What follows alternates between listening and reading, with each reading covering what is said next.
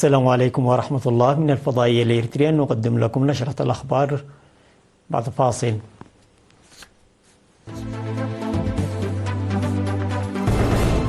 إريتريا تشارك في المؤتمر الأفريقي الأوروبي السابع.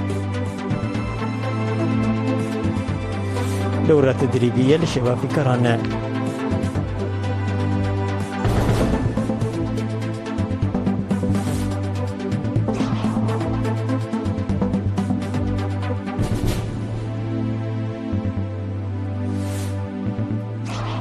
بوتين يقترح إلى إعادة تسليح دول منظمة معاهدة الأمن الجماعي.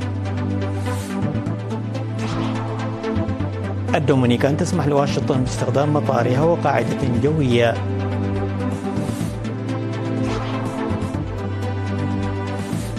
كوريا الجنوبية تنجح في إطلاق صاروخا فضائي رابع.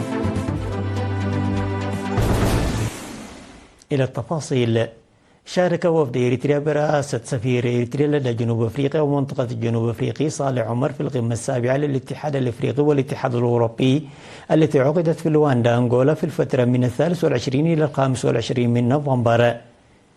انعقد المؤتمر تحت شعار تعزيز السلام والتنمية من خلال التنوع الفاعل برئاسة رئيس الاتحاد الأفريقي الحالي الرئيس الأنغولي خوسي أمانويل غونزاليز لورينيز ورئيس المجلس الأوروبي أنطون كوستا، ومشاركة أكثر من 77 دولة، وركز على السلام والأمن والتنمية والهجرة البشرية والدبلوماسية المتعددة الأطراف. وفي كلمته حول السلام والأمن والدبلوماسية المتعددة الأطراف أوضح الوفد الإريتري بوجوب إعداد خارطة طريق لتعزيز مساهمة الشراكة بين الاتحاد الأفريقي والاتحاد الأوروبي التي بدأت في العام 2000 وتقييم تجربة ربع القرن الماضية، منوها إلى أن تستند البرامج إلى الملكية المشتركة والمسؤولية المشتركة والمنافع المشتركة. وفيما يتعلق بالسلام والأمن أوضح الوفد الإريتري أن سيادة الدول وسلامة أراضيها غير قابلة للتفاوض والمزاودة كما جاء في مسودة إعلان المؤتمر، وأن تمتنع الدول عن استخدام القوة والترهيب في العلاقات الثنائية، مناديا إلى رفع العقوبات الفردية المفروضة على الدول الإفريقية. في غضون ذلك قدم القائم بأعمال السفارة الإريترية في إثيوبيا والممثل الدائم لدى الاتحاد الأفريقي واللجنة الاقتصادية الأفريقية السيد بنيام برهي في اجتماع كبار المسؤولين الذي انعقد يوم 23 من نوفمبر موقف الاتحاد الأفريقي بشأن تقرير تنفيذ الإعلان المشترك المعتمد في بروكسل العام 2022. وفي تقريره بصفته رئيس اللجنة الفرعية للتعاون المتعدد الأطراف بالاتحاد الأفريقي، قال بنيام أنه على الرغم من التقدم المحرز في تنفيذ الإعلان فإن مشاركة الدول الأعضاء في الاتحاد الأفريقي في تخطيط البرامج وتنفيذها كانت منخفضة، وشدد على ضرورة ضمان المساواة في الملكية والمشاركة والفوائد في المستقبل. ومثل الوفد الإريتري في القمة السابعة للاتحاد الأفريقي والاتحاد الأوروبي القائم بأعمال السفارة الإريترية في إثيوبيا والممثل الدائم لدى الاتحاد الأفريقي واللجنة الاقتصادية الأفريقية السيد بنيام برهي والسكرتير الأول في السفارة الإريترية في الدول بونكس السيد حقوس ولد ميكيل وقنصل إريتريا في أنغولا.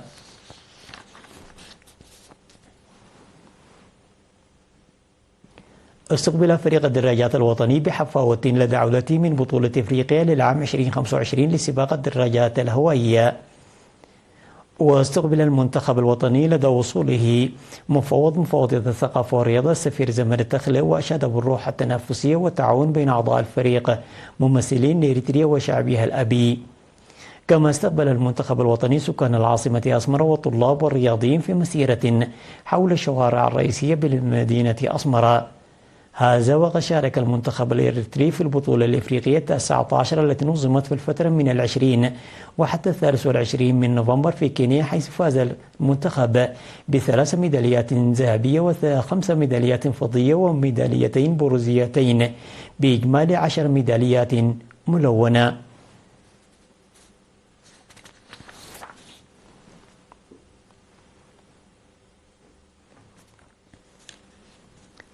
بصفته الرئيس المكلف لفرع سويسرا تقريرا عن الأنشطة التي قام بها خلال العامين الماضيين. وانتخب المشاركون لجنة تنفيذية لقيادتهم على مدى العامين المقبلين. كما انعقد الاجتماع السنوي المقرر لمجلس إدارة فرع الاتحاد الوطني للمرأة في أوروبا والهيئة التنفيذية لإقليم أوروبا في الفترة من 14 وحتى 16 من نوفمبر الجاري في فرانكفورت الألمانية.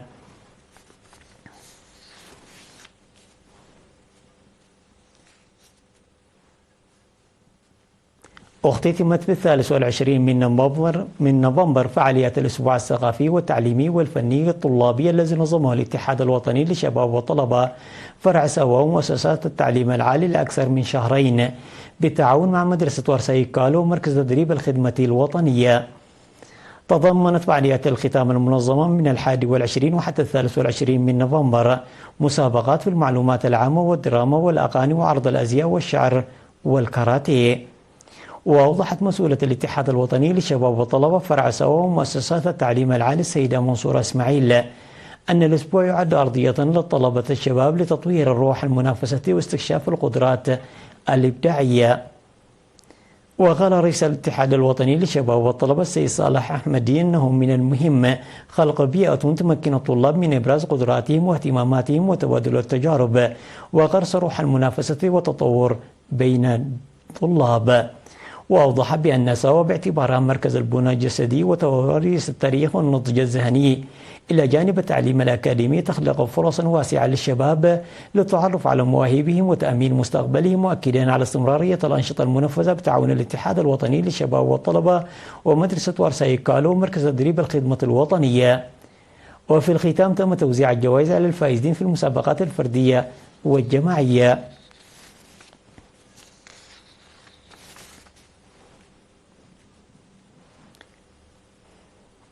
قدمت دعوة في الاجتماعات التي عقدت في مديريتي مندفرة وميعيني لأولياء الأمور لتشجيع الإناث للمشاركة في المقاعد الدراسية.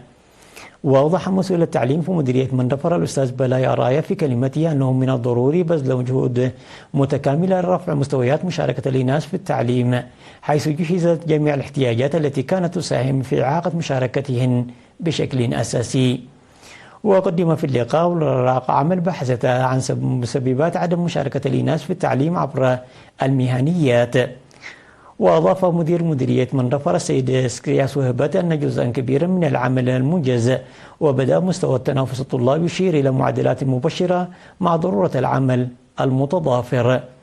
وفي غضون ذلك نظم اجتماع مماثل في مديرية ميعين اطلع فيه الحضور على مستويات المشاركة التعليمية للإناث حسب الإحصائيات المسجلة قدمها مسؤول مكتب التعليم بالمديرية الأستاذ طعمة فتوي.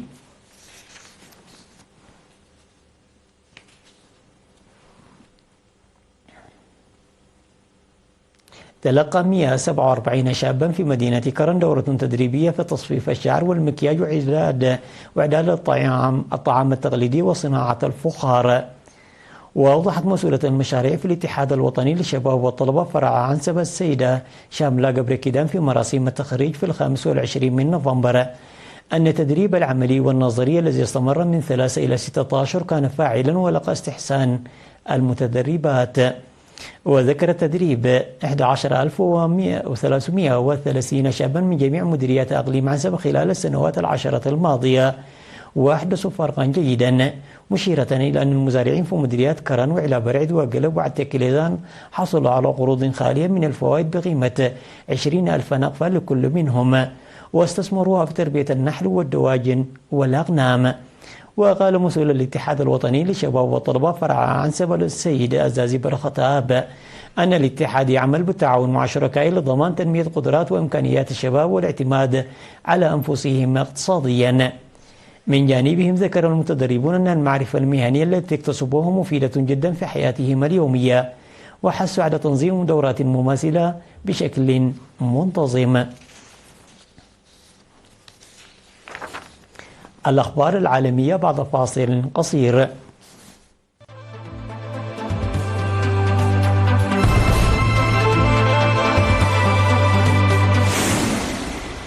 اقترح الرئيس الروسي فلاديمير بوتين على تسليح الوحدات الوطنية التابعة للقوى المشتركة لمنظمة معاهدة الأمن الجماعي بأسلحة روسية حديثة أثبتت كفاءتها في العمليات القتالية الفعلية.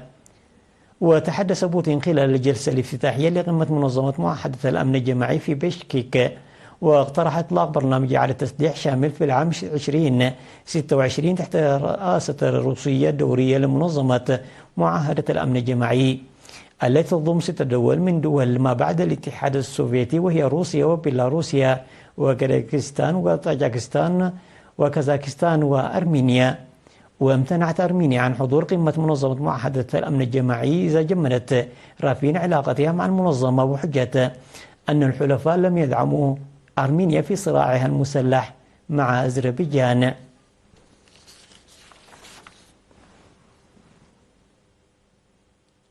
أعلن رئيس جمهورية الدومينيكان لويس أبينادر أن بلاده ستسمح للولايات المتحدة باستخدام مطار سانتو دومينيك الدولي وقاعدة جوية في إطار انتشارها العسكري لمكافحة المخدرات في منطقة البحر الكاريبي والمحيط الهادئ. وبحسب وكالة الصحافة الفرنسية فقد جاء الإعلان خلال زيارة وزير الحرب الأمريكي لسانتو دومينيك في وقت تسعى فيه الولايات المتحدة لتكثيف الضغوط على الرئيس الفنزويلي نيكولاس مادورو الذي تتهمه واشنطن برئاسة كارتل مخدرات. وأرسلت الولايات المتحدة أكبر حاملة طائرات في العالم إلى منطقة البحر الكاريبي وأسطول من السفن الحربية والطائرات المقاتلة في إطار عملية مكافحة المخدرات تستهدف فنزويلا بشكل خاص.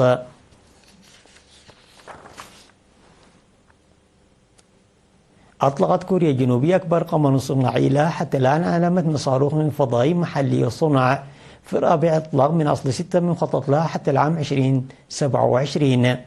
وانطلق صاروخ نوري 3 ثلاثي المراحل من مركز الفضاء الكوري والواقع على جزيرة قبالة مقاطعة جوانغ الساحلية الواقعة جنوب غرب البلاد. وبان مسؤولون في مجال الطيران والفضاء أن الصاروخ وضع قمرا صناعيا علميا يبلغ وزنه 516 كيلوغرام ويصنع 10 قمرا صناعيا صغيرا في المدار المستهدف فوق سطح الأرض. ومن المتوقع أن تحقق إدارة الطيران والفضاء الكورية خلال الساعات المقبلة من نجاح الأقمار الاصطناعية في إرسال الإشارات. وتشمل الأقمار الصناعية الاثنى عشر الأقمر الأصغر حجما من كيوب سات التي طورتها فرق جامعية ومؤسسات بحثية، أنظمة تحديد المواقع العلمية لدراسة الغلاف الجوي وكاميرات تحت الحمراء لتتبع البلاستيك في المحيطات، وأنظمة لاختبار الخلايا الشمسية ومعدات الاتصالات.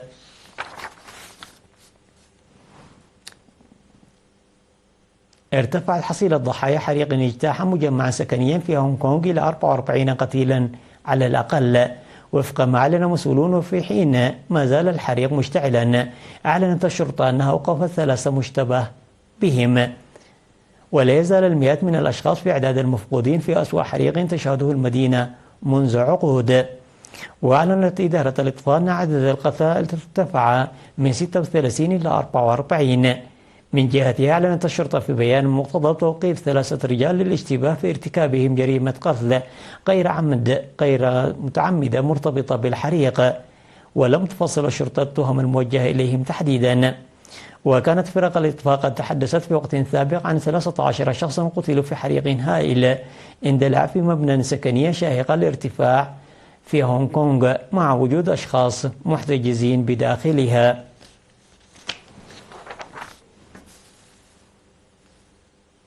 تذكير بالعناوين مرة أخرى. إريتريا تشارك في المؤتمر الإفريقي الأوروبي السابع. استقبال حافل لمنتخب الدراجات الهوائية.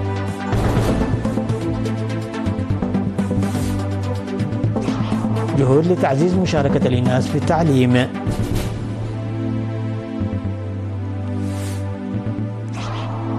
بوتين يقترح لإعادة تسليح دول منطقة معاهدة الأمن الجماعي.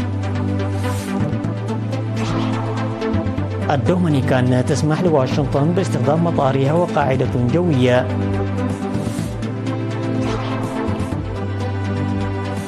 كوريا الجنوبية تنجح في إطلاق صاروخ الفضائي الرابع. وصلنا إلى ختام النشرة التي قدمناها لكم من الفضائية لإريتريا. إلى اللقاء.